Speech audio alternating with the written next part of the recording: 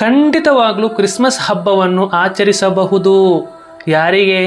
ಯಾರಿಗೆ ಕ್ರಿಶ್ಚಿಯನ್ ಧರ್ಮವನ್ನು ಸಂಪೂರ್ಣವಾಗಿ ಅನುಸರಿಸುವವರಿಗೂ ಮತ್ತು ಪಾಲಿಸುವವರಿಗೆ, ಆದರೆ ಮುಸಲ್ಮಾನರಿಗಲ್ಲ. ಇದು ಕೇಳಿದಾಗ ನೀವು ಹೇಳ್ಬೋದು, ಇದು ಸೌಹಾರ್ದಕ್ಕೆ ಧಕ್ಕೆ ಅಲ್ವಾ, ಹಂಗಲ್ವಾ ಹಿಂಗಲ್ವಾ ಅಂತ ಹೇಳ್ಬೋದು. ನಿಮಗರ್ಥವಾಗುವ ಭಾಷೆಯಲ್ಲಿ ಸಣ್ಣದಾದ ಒಂದು ಎಕ್ಸಾಂಪಲ್ ಕೊಡ್ತೇನೆ ನಾನು. ಕಾಂಗ್ರೆಸ್ ಮತ್ತು BJP ಎರಡೂ ಕೂಡ ರಾಜಕೀಯ ಪಕ್ಷಗಳಾಗಿದೆ. ಆ ಪಕ್ಷಗಳಲ್ಲಿ ಪರಸ್ಪರ ಆತ್ಮೀಯರು ಇರ್ತಾರೆ, ಗೆಳೆಯರು ಇರ್ತಾರೆ, ಒಟ್ಟೊಟ್ಟಿಗೆ ಕೂತು ಊಟವೂ ಮಾಡ್ತಾರೆ.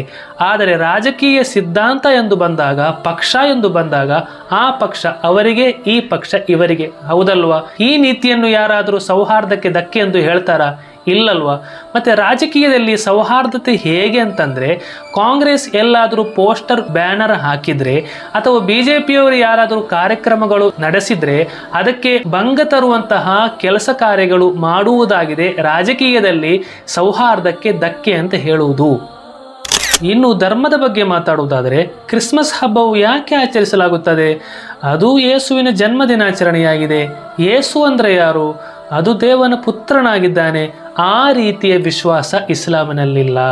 ಇಸ್ಲಾಮಿನ ವಿಶ್ವಾಸದ ಪ್ರಕಾರ ಯಾವ ರೀತಿ ಅಂತಂದರೆ, ಲಂ ಯಲಿದ್ ವಲಂ ಯೂಲದ್, ಅಂದರೆ ಅಲ್ಲಾಹನಿಗೆ ಯಾವುದೇ ರೀತಿಯ ಸಂತಾನವಿಲ್ಲ, ಅವನು ಯಾರ ಸಂತಾನವೂ ಅಲ್ಲ ಎಂಬ ವಿಶ್ವಾಸ ಮುಸಲ್ಮಾನರದ್ದು.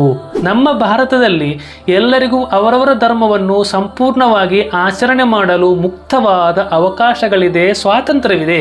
ಆದರೆ ಇನ್ನೊಂದು ಧರ್ಮದ ಆಚರಣೆ ಮಾಡುವ ಮೂಲಕ ನಮ್ಮ ಧರ್ಮದ ಆದರ್ಶವನ್ನು ಉಲ್ಲಂಘನೆ ಮಾಡಿದರೆ, ಇನ್ನೊಂದು ಬಾರಿ ಹೇಳ್ತಾನೆ, ಇನ್ನೊಂದು ಧರ್ಮದ ಆಚರಣೆ ಮಾಡುವ ಮೂಲಕ ನಮ್ಮ ಧರ್ಮದ ಆದರ್ಶವನ್ನು ಉಲ್ಲಂಘನೆ ಮಾಡಿದ್ರೆ, ಅಥವಾ ನಮ್ಮ ರಾಜಕೀಯ ಪಕ್ಷದ ಆದರ್ಶದ ವಿರುದ್ಧವಾಗಿ ಯಾರಾದರೂ ಉಲ್ಲಂಘನೆ ಮಾಡಿದರೆ ಅವರಿಗೆ ಒಳ್ಳೆಯ ಭಕ್ತ ಅಂತ ಹೇಳ್ಬೋದಾ?